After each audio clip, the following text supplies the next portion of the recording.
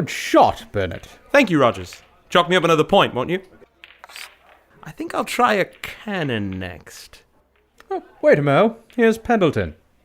Mr. Bennett, there's a gentleman in reception to see you. That's strange. I didn't tell anyone I was at the club tonight. He asked me to give you this message, sir. Great Scott! What is it, old chap? You look like you've seen a ghost. Our game will have to wait, Rogers. I'm sorry, but I really must go. I wonder what that was all about. Look, he's left that blessed note on the table. Read it to me, Pendleton. I don't know if I should, sir. But it might be important. But, sir... Oh, get on with it. I'll take the consequences. If you insist, sir. A vampire is loose in London. Come at once. J.L. Is that some kind of joke? From the expression on his face, I should say it was deadly serious.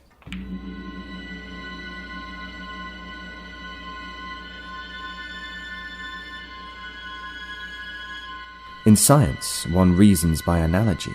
So when mankind is confronted by experiences entirely beyond his understanding, it takes an individual with intelligence and bravery in equal measure to push back the boundaries of the unknown. In London, in 1900, the solution to supernatural occurrences were investigated by a man who was famous for his dealings with the unknown and the worlds of the dead. Jerrem Lee, Ghost Hunter.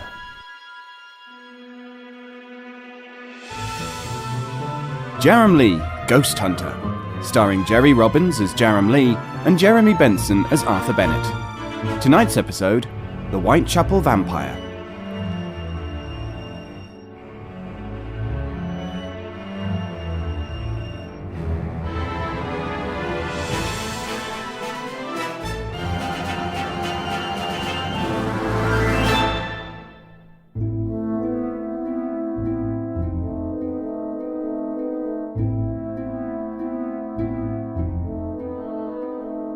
In the heart of man, there is one unspeakable terror that sends a chill down the spine of even the bravest amongst us.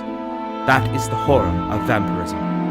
It was on a bitterly cold November night in 1901 that I, Arthur Bennett, confronted that evil for the first time when I stood side by side with my friend and colleague, Jerrem Lee.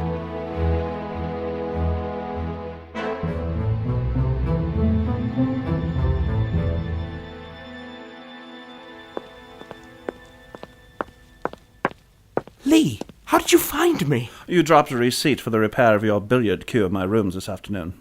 But how did you know I would be using it tonight? Why else would you pay in excess to have it repaired within 24 hours? But come, we have urgent work. Your note mentioned vampires. Vampire, Bennett. We must see that it remains that way. I have a friend I would like you to meet. He's waiting in the carriage outside.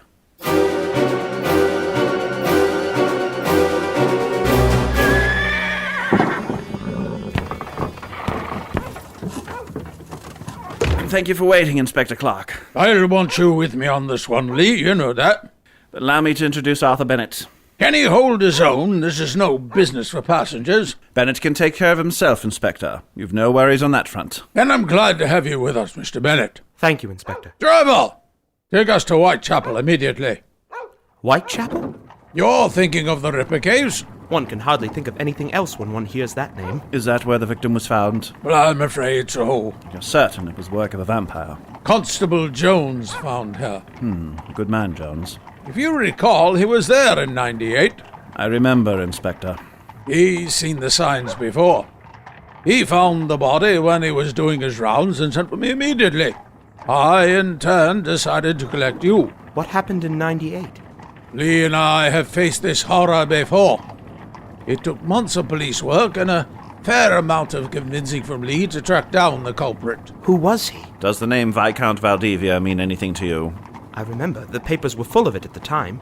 Didn't he mysteriously disappear? He didn't disappear. He was destroyed. Destroyed? Yes, Bennett. Destroyed. It was after Lee and I tracked him down to his residence in Park Lane that we finally faced him down.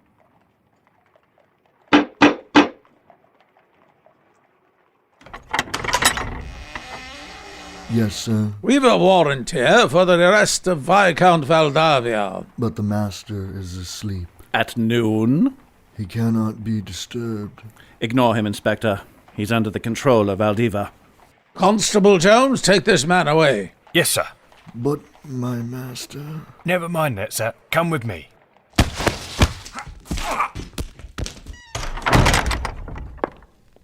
Now, where are the bedrooms? Upstairs? He won't be there. We must try the cellars first. This door should lead to them. Are you all set, Inspector? The smell alone should tell you that I'm wearing the garlic you gave me. And the silver crucifix? If you should need it, hold it out like so. Will that stop the vampire from attacking me? These protections will only give you precious seconds against the undead. Nothing more. Finally, I have these. Bottles of water? Holy water. It burns their flesh.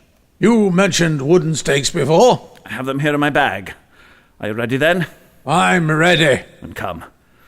Let's get this over with.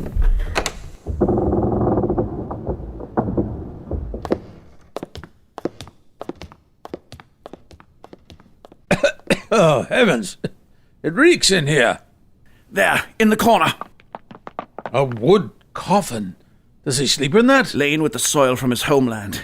Here, help me get the lid off. Heavens, he looks so peaceful. Don't be deceived, Inspector. His skin, it's like marble. Not so close. He might wake at any... Foolish humans, who dares enter my lair? Hold your crucifix up, Inspector, and don't look at his eyes. Stop! Quickly! Use the holy water! Intruders, you'll pay for this! Now get him on the floor! Despite his flames, devilishly strong. Hold him down! I must get this stake in! Do it now, Lee. I can't hold him much longer. The memory of Valdivia is long. I will have my revenge.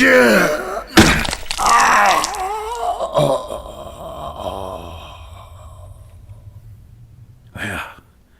It is done. Thank heavens for that. What's happening to his body? Without its life force, it won't last long. See? It's crumbled to dust already. What do you think he meant by his final words? I shall have my revenge? Yes? Do not concern yourself, Inspector. Even the undead can't raise themselves after they've been destroyed. We've seen the last of Viscount Valdivia. You have my word on that. Sounds like a terrifying experience. It was a close thing, that's for certain. And now a vampire is at large once more on the streets of London.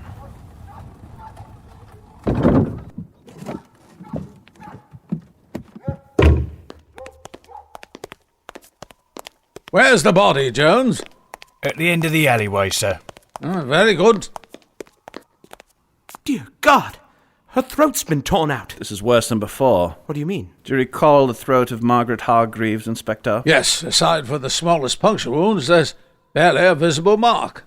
Is this definitely the work of a vampire, then? Note the paleness of the flesh and the colour of the pupils. They're bright red, like an albino. It does bear the hallmarks of a vampire's work.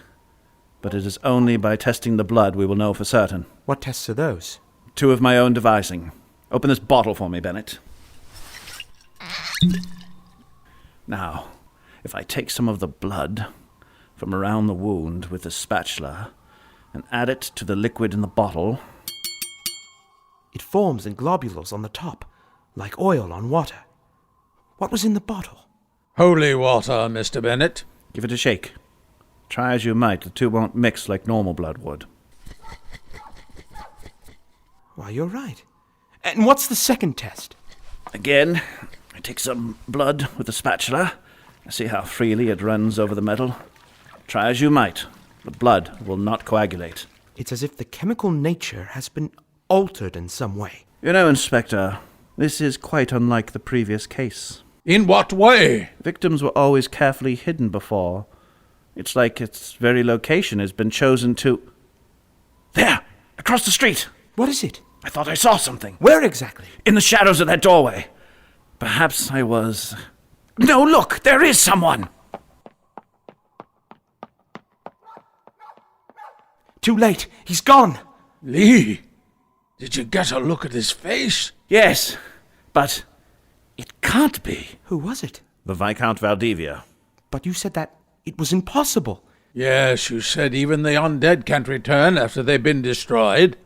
All the laws of life say that they can't. Why, we even saw his body crumble to dust before our very eyes. That doesn't alter the facts. Viscount Valdivia is once more taking victims on the streets of London.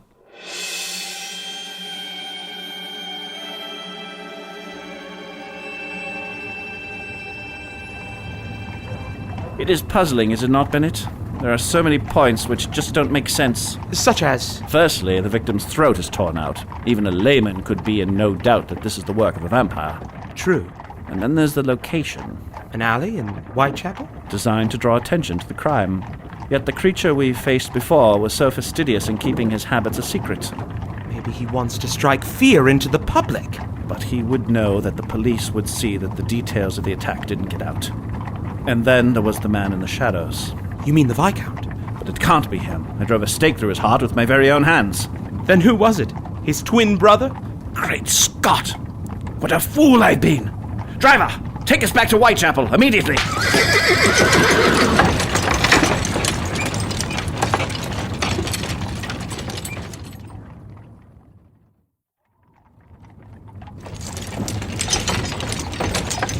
Constable Jones! Yes, sir? Where's the inspector? He's gone home, sir.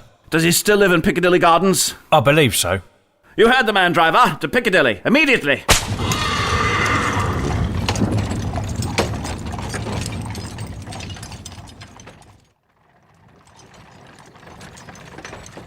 Here, cabby. This is the house. Quickly, Bennett. We don't have a moment to lose.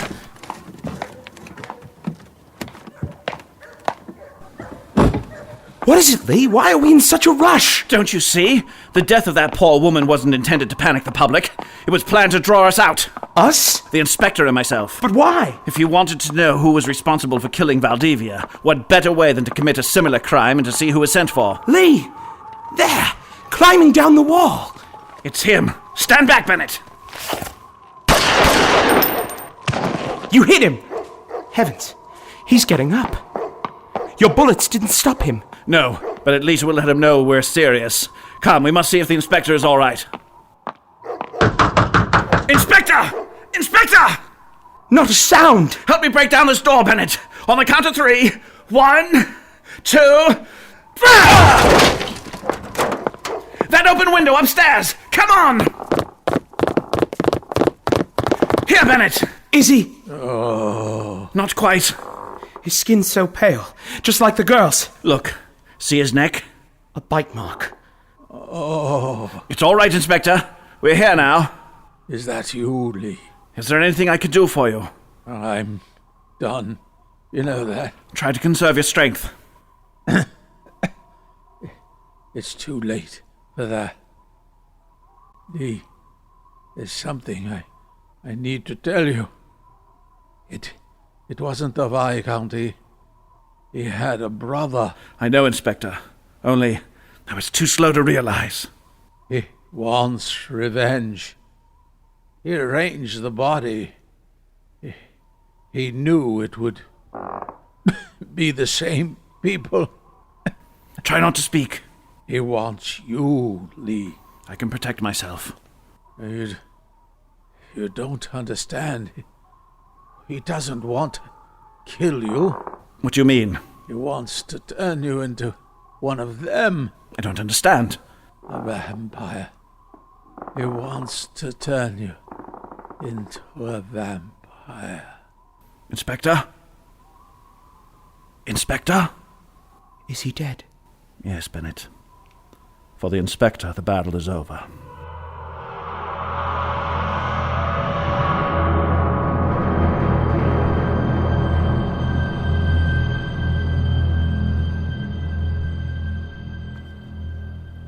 What did he mean? He wants to turn you into a vampire? I really don't know, Bennett. Could he do that? I mean, How exactly are vampires created? He can do it all right, if he gets me in his power. But how? There's only one way to become a vampire, and that is to be bitten by one. Then why don't all victims become vampires? That girl and the inspector were both bitten, weren't they? There are 2 stages to that process. Firstly, the vampire bites and draws blood. As happened with the other 2. Yes. And the second step? The vampire then injects a substitute serum through his fangs. This replaces the blood and changes the victim. Is there anything you can do to stop him? No, it's quite simple, Bennett. I must destroy him before he destroys me. With a stake through the heart. Made from the wood of an apple tree, hardened by flame and doused in holy water. I have something for you, Bennett. What is it? I have documented everything I know about vampires. Their habits, their ways, what they need to stay alive, and most importantly, how they might be destroyed. And here is one of the few remaining copies of Vampires, Laws and Methodologies of Extermination, written by James Yoxley in 1758. It's a good resource, but much of the first chapter is unreliable. Here, I noted in the margin the approaches I have found most successful in the past. Lee, I don't understand. Why are you giving me this? If something happens to me, if Valdivia's brother succeeds, it'll be up to you to defeat any and all vampires in London. What exactly are you saying? You mustn't hesitate. I will be one of them then. Don't you see? But Lee, I don't know if I could. I mean, driving a stake through your heart. You must. I won't allow it. We must find this brother of Viscount Valdivia and destroy him first. He could be anywhere in London. It would be like searching for a needle in a haystack. Then what are we going to do? What else can we do but wait for him to come to us?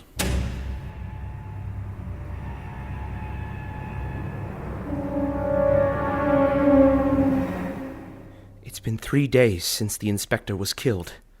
How much longer, Lee? Patience, Bennett. The game is out of our hands for now. Who could that be at this time of night? There's only one way to find out. Why don't you open the door and see? Thank you. And here's something for your trouble. Well, what is it? A telegram for you. Here, let me see.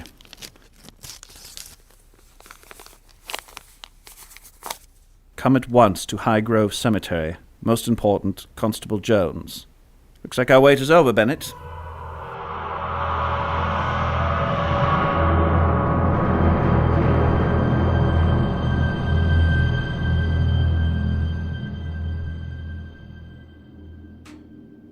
There's no sign of Constable Jones. No, I thought that might be the case. But why? Read that telegram again, Bennett. Come at once to Highgrove Cemetery. Most important, Constable Jones. Hardly written by someone on a constable's wage. What do you mean? The telegraph charges by the word, does it not? Well, yes. Then why send 10 words when 5 would suffice? A simple, urgent Highgrove Cemetery, C. Jones would have brought us here, would it not? You think it's a trap? Yes, but we must try to turn the tables. Meaning? If Valdivia's brother is in there, then that is where I want him to remain. But why? There are precious few places to hide in a cemetery, Bennett. You must promise me one thing. Name it, Lee. Whatever happens tonight, when the sun comes up tomorrow morning, you will make a thorough search of this place and destroy him. But how are we to prevent him from leaving? We must seal the cemetery with a ring of salt. He won't be able to cross this. Well, we certainly brought enough with us. And we can speed things up. You go that way and I go this. We can meet back here at the entrance. You have your crucifix and revolver with you? Yes. Then Godspeed, Bennett. Arthur Bennett, how do you get yourself into these situations? You should be safely at home, tucked up in bed, not fighting vampire and who knows what and... What the devil was that? There's something in that tree. Heavens, it's a man! Not a man. I am something far worse than that. Here, let me show you. You see what you are up against, human? Get back! You are not the one I want. Where is he? I'm not saying. You will tell me or face the consequences. What did Lee say? Yes, my crucifix! Oh! Too slow, human. Far too slow. What's this? Salt? It only works if the circle is complete, and that will never happen if I find your friend first.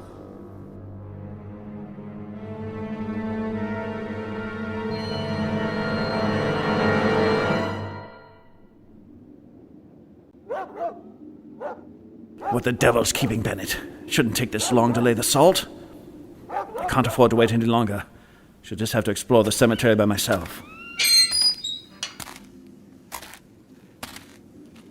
If Bennett has gone the same way as that inspector, I'll make that abomination pay. I have been expecting you, Jerrem Lee.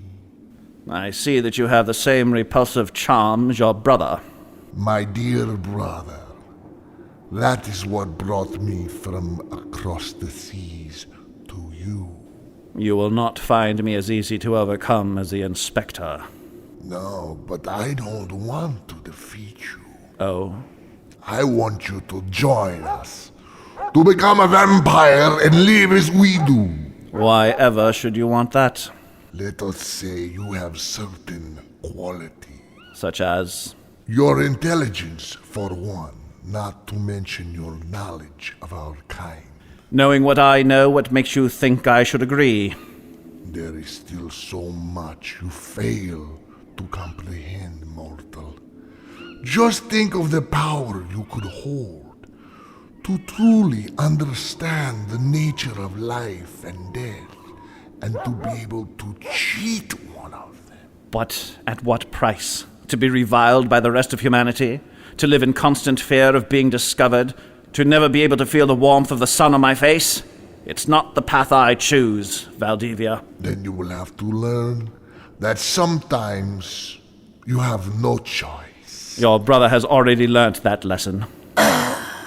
You'll pay for that.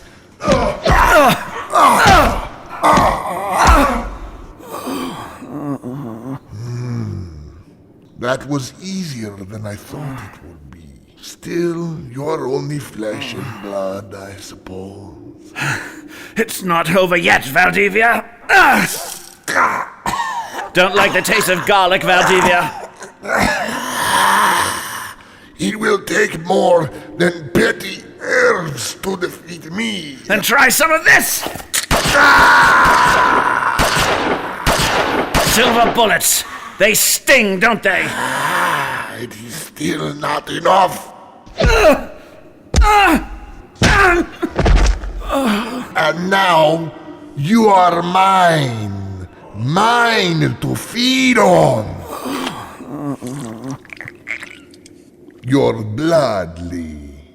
It tastes so sweet. Get off him, you fiend! Come back for your friend, human? You should have finished me off while you had the chance.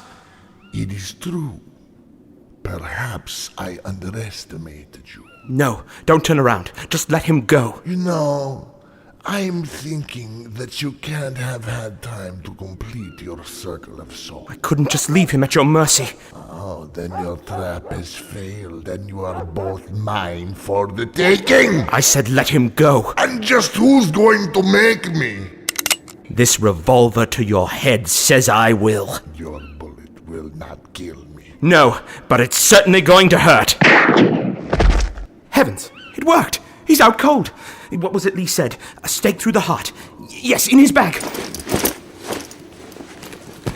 There, found them. What are you doing? Ending your life, vampire. Wait, you could join us too. Become one of us. And live forever. Not interested, Valdivia.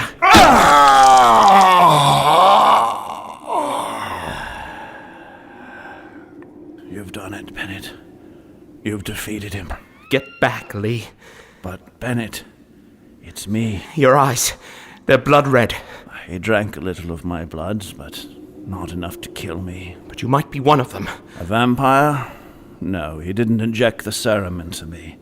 You stopped him before he had time. How do I know? Bennett, you can trust me. Come not a step closer. If you shoot me, I will die, Bennett. Only if you're human. Look at me, Bennett. I'm not one of them. Here, touch my hand. It feels quite human, does it not? It is you, Lee. Yes, Bennett. But your eyes...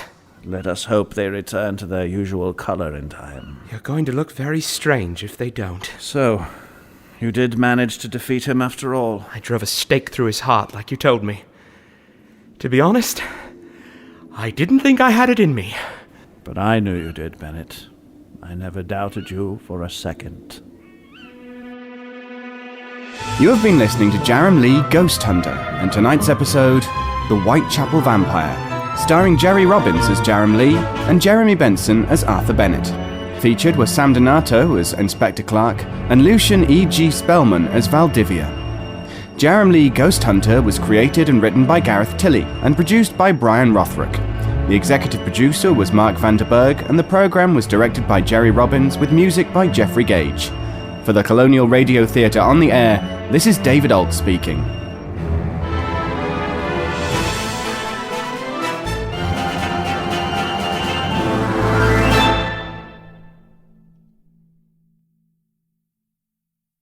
Morning, Lee. And how are we today? You've asked me that every morning this week. It's beginning to wear a little thin. That's because you barely recovered from that business at Highgate Cemetery. Just look at you. Your eyes are still that ghastly red color, and your skin is as white as snow. Stop mothering me, Bennett. I'm fine, I tell you. Very well. What have you got there? Just this morning's correspondences, that's all. What, this pile of letters? Take a look at this. It's from the Bishop of Lancashire. He's in urgent need of assistance. And here, a letter from Gloucester. Its content is most troubling. I've also heard back from the Thorntons. Enough! Lee, you're in no fit state to see these people. They need my assistance. No, I'm serious. Look, why don't I arrange for us to stay with my sister? Cecilia? Yes, you can convalesce there for a bit. Really, Bennett, I can't. And she'll brook no nonsense from you. Why, she doesn't even believe in the supernatural. Yes, it'll be the perfect break from all this. All right. I simply don't have the strength to argue with you anymore.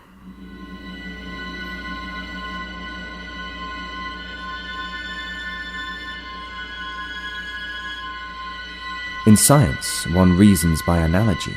So when mankind is confronted by experiences entirely beyond his understanding, it takes an individual with intelligence and bravery in equal measure to push back the boundaries of the unknown. In London, in 1900, the solution to supernatural occurrences were investigated by a man who was famous for his dealings with the unknown and the worlds of the dead. Jerrem Lee, Ghost Hunter. Jerrem Lee, Ghost Hunter, starring Jerry Robbins as Jerrem Lee and Jeremy Benson as Arthur Bennett. Tonight's episode, The Tragic Revenge of Charles Maynard.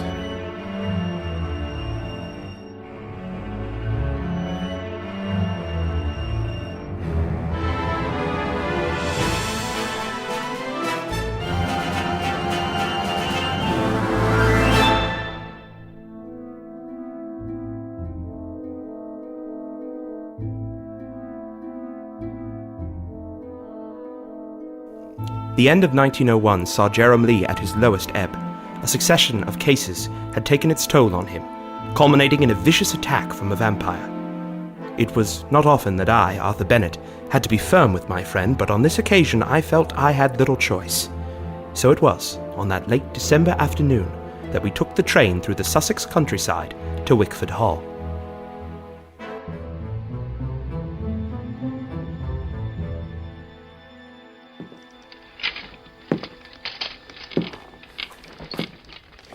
Arthur, it's good of you to pay us a visit. It's lovely to see you, Cecilia. And you, Jerrem. Arthur said you were unwell, but I had no idea things were so bad. You must ignore this bath chair, Cecilia. Bennett appears to be under the impression that I need to be wheeled around as if I am 100 years old. He's a terrible patient, sis. He simply won't do as he's told. Then we shall have to see what we can do for him. And he will be leaving soon if you don't stop talking about him in the third person. Of course, Jerrem. Perhaps we should begin by removing your dark glasses? I'd rather not. My eyes aren't quite what they used to be. Nonsense. It's nothing some country sunshine won't cure, I'm sure. Oh, my. His irises turned crimson after a bite from a vampire. Next you'll be telling me that he's wearing that scarf to cover up the bite mark. I see. Well, perhaps you'd better go and prepare yourselves for dinner. Drinks will be served in the drawing room in half an hour.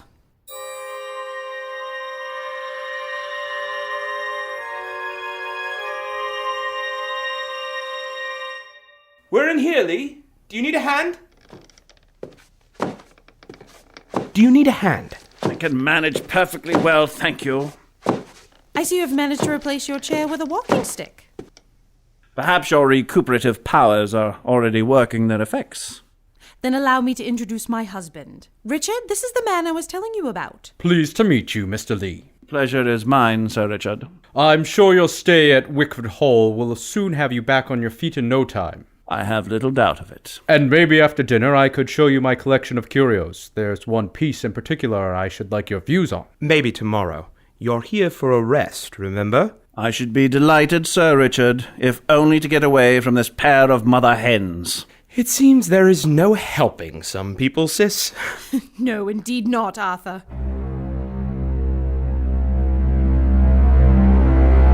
I don't know how much you know about my family, Lee. Very little, other than you made your money in shipping. My father founded the company in 1845.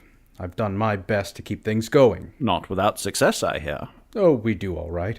You know, when I first joined the firm, I did a fair amount of traveling. They tell me it broadens the mind. Indeed it does. Because the more I traveled, the more I began to gather antiques from around the world. You must have quite a collection. Yes. Although I don't travel as much as I used to, I have a man who does that for me. Recently, he brought back this. Here, let me take it out of the crate. Well, what do you make of it? Fascinating. Where did he find it? In an antique shop in Paris. I was hoping you might know what it is. I must confess I've never seen anything like it. These glass plates. 2 of the 6 have a vivid red liquid inside of them. I've never tried to open them. I simply don't know what they contain. Any idea how it works? Well, there's a handle on the side here. Give it a turn if you like.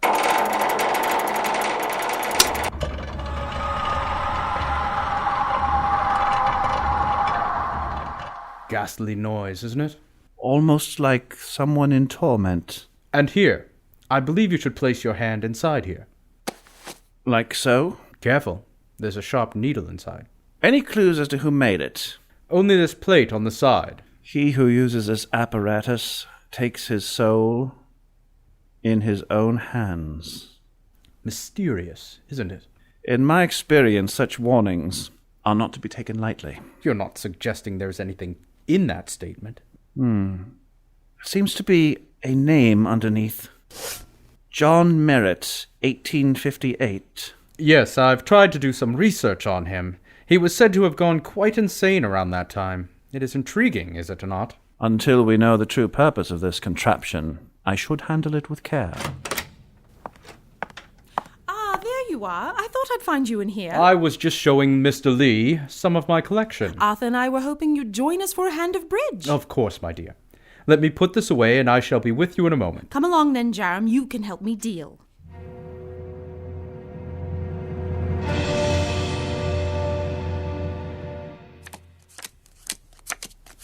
Where is Richard? He said he'd join us shortly.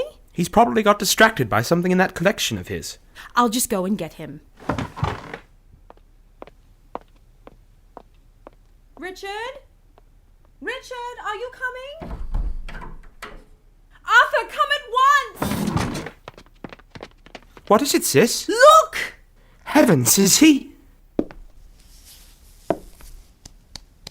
No, he's not dead. Then what's wrong with him? He is in a deep sleep, Bennett. The deepest sleep there is.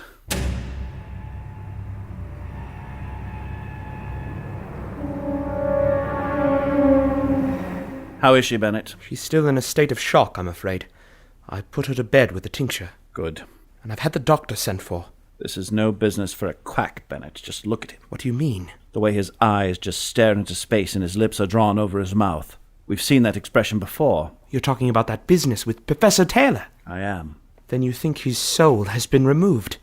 But how? See this puncture wound on his wrist? Yes. This machine caused it. Yes? That, Bennett, is a very good... Great Scott! Look at these! They look like ordinary plates of glass, but... What are they? See how these three have liquid inside of them? Yes, like a crimson ink. Well, when I examined that machine before, only 2 of the plates contained liquid. Are you certain? I mean, what you're implying is almost beyond belief. That somehow this machine is capable of capturing the soul of a man? Yes. But you must admit, it does seem to fit the facts. But how are we to confirm your theory? And more importantly, how are we going to get Sir Richard's soul back? There's something else I've noticed about the machine. This carousel which contains the glass plates. It was the other way up from when I last saw it. Could it be that Sir Richard realized it was fitted incorrectly? And then he tried the machine once more. There is only one way to find out. But is it safe to try it? I mean, what happens if it removes one of our souls? So long as we don't make contact with the needle, it should be safe. If you're certain. As certain as I can be. Here it goes.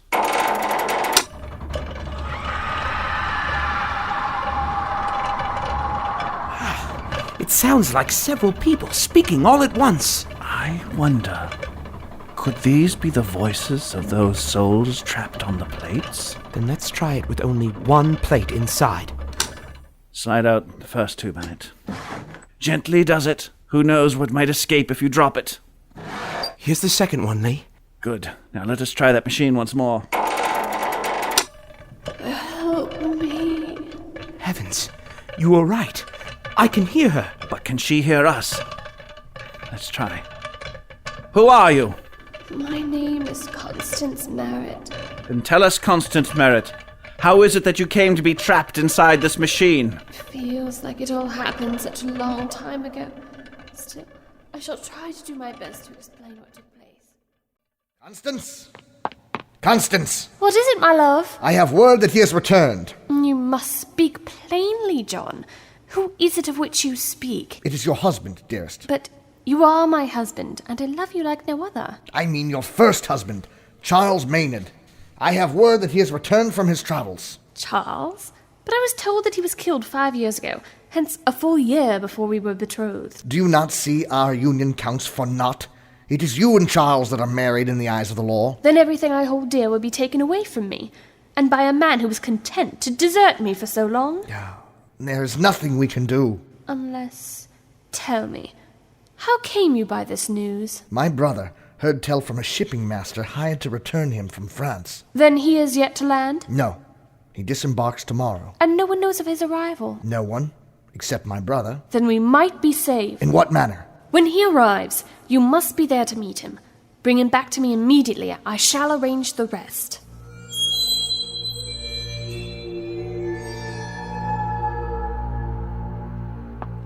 Constance, my love! Is it really you?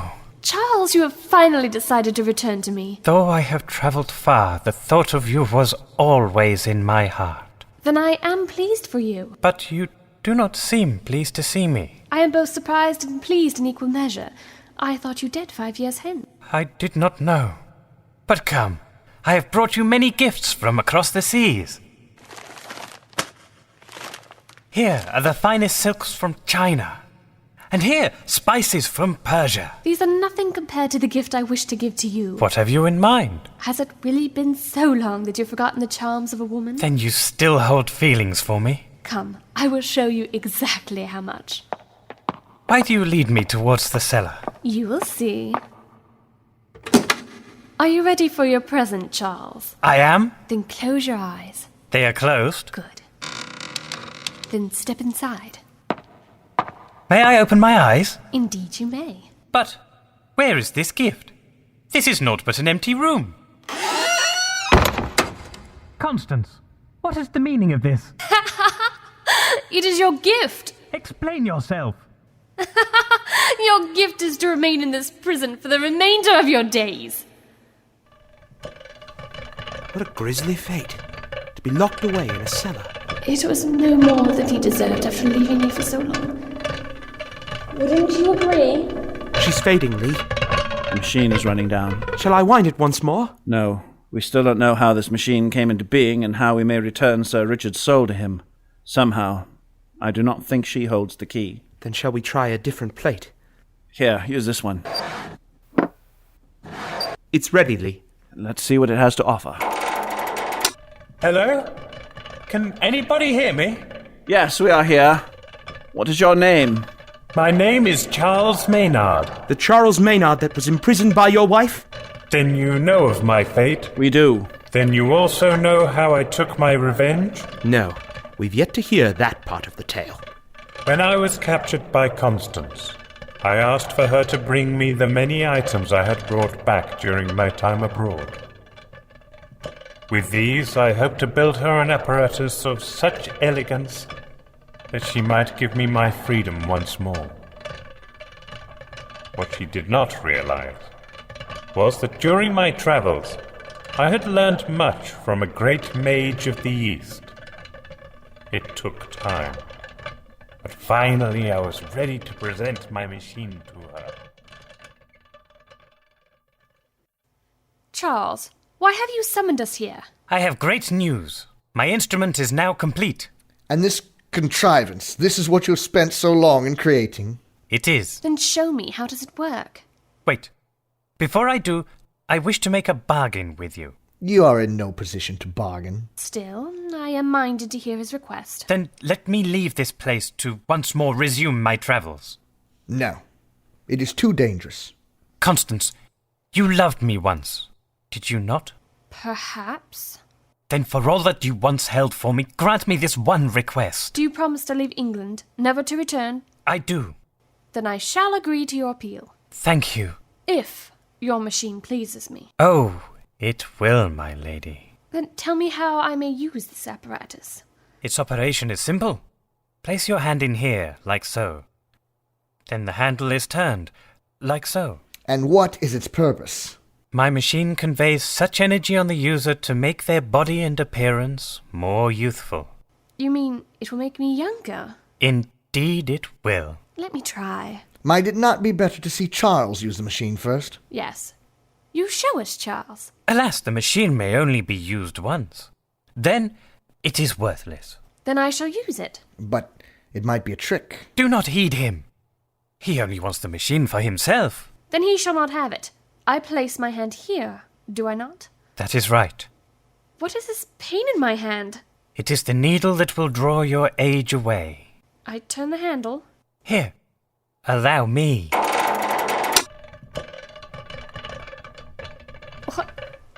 What is happening to me? I feel faint. I cannot breathe. What have you done? This is not making her younger. It is turning her body into a mere lifeless husk. Please, help me. I know not how. I cannot hold on. You devil! What have you done to her? My machine has taken her soul. It is mine now.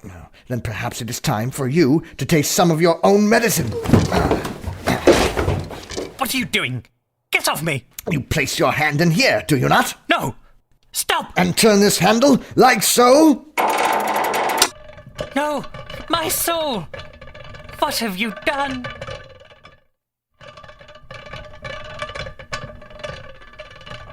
Yes, its too was also taken. Some might say just reward for creating such a monstrous device. Believe me, I have paid dearly. Then tell us, is there any way to reverse the process? Our friend has mistakenly used your machine. We must try and help him. When I built the apparatus, I gave no thought to how I might return her soul. Revenge was my only consideration. You mean there is no way to undo this foul process? None that I know of. But please, There is something you must do. You must release me from this torment. You must break the glass slide which contains my soul and set me free. Please, you must end this suffering. He's faded out. Shall I wind the handle once more? No. There's precious little to be gained from speaking to him once more. What are we to do with Sir Richard? We can't just leave him like this. It is hard to say, and yet... What is it? Something I once read. It might work, I suppose. We must try something. In the late 14th century, the Turkish monk Cornelius was said to have experimented on removing parts of the soul. Did he succeed? As he always claimed to repatriate the soul to his subject, there was never any proof. At his trial in 1369, he explained his techniques, allowing a relatively simple method to return a soul which I believe we could reenact. Remember, Bennett, if we fail, Sir Richard's soul will be lost to the ether forever. There will be no getting him back. We must try something. Then you must get me the following. A bed sheet of white cotton, charcoal, candles, chalk, and some salt. I'll fetch them immediately. Oh, and Bennett? Yes. Do you have a clean handkerchief with you? I do. Good. I shall need that too.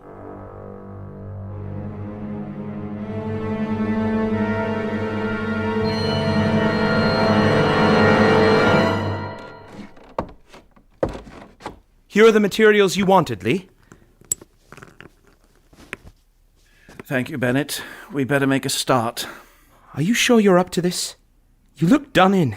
I must try. The longer we leave it, the harder it will become to return his soul. How does the process work? It relies on the simple principle that the soul should seek the most readily accessible vessel. You mean it will naturally be drawn back into his body? Yes, but that doesn't mean that we should go about the business in a foolhardy manner. We must protect ourselves first. What do you want me to do? Mark out a 5-sided star on the floor with chalk.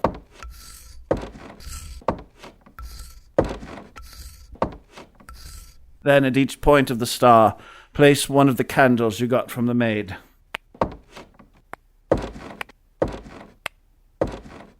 You can use these matches to light them. That's it. And to complete the protection, we link each point of the star with a circle of salt. Correct.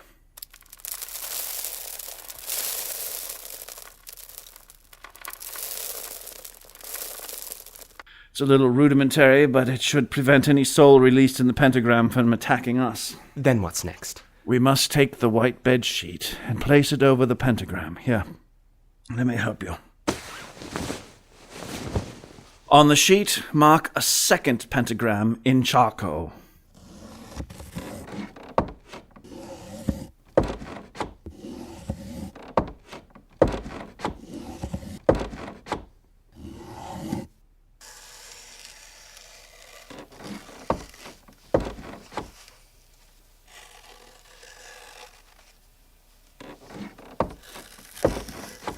Is that all right?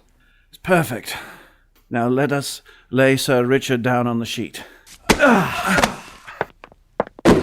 He's lighter than he looks. It may not appear to amount to much, but remember, his body no longer contains a soul. Now, can you unbutton his shirt for me? Good. Now pass me that knife. What are you going to do with it? The sign of the 6 must be marked out in blood on his chest. Like so. I've never seen signs like these before. Let us hope you never have to set eyes on them again. They will help guide the soul back to the correct parts of the body. And now, your handkerchief, if you please. Here. Tie it around my arm, won't you? Good man, we're nearly there. Place his hands together on his chest as if he were praying. Like this? Yes. Now, put the glass plate between his hands.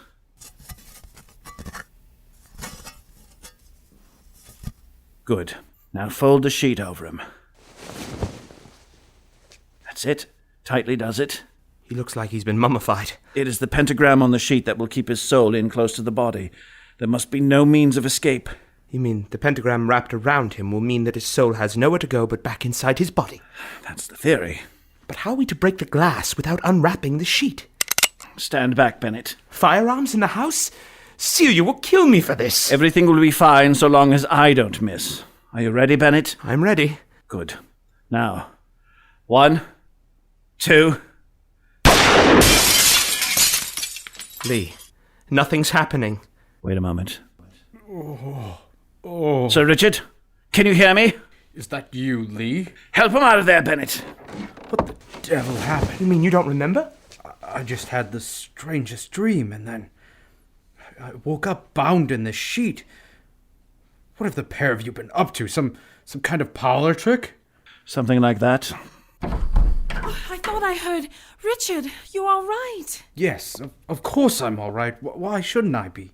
But my dear... I should tell him about it some other time, Cecilia. The shock might harm him. Then he's... Back to his old self, but he should rest for a day or so, nevertheless. I don't know how to thank you. Thank him?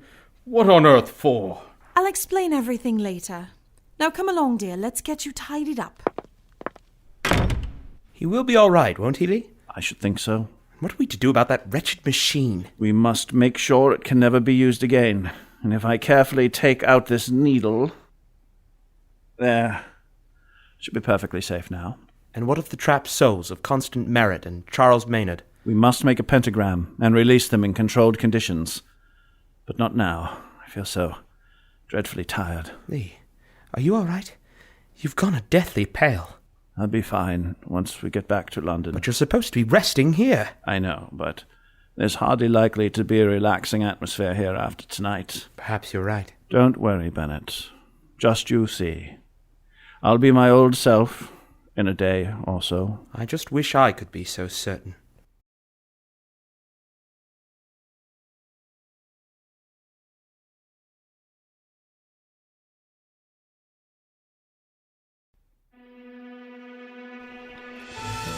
You have been listening to Jerrem Lee, Ghost Hunter, and tonight's episode, The Tragic Revenge of Charles Maynard, starring Jerry Robbins as Jerrem Lee and Jeremy Benson as Arthur Bennett.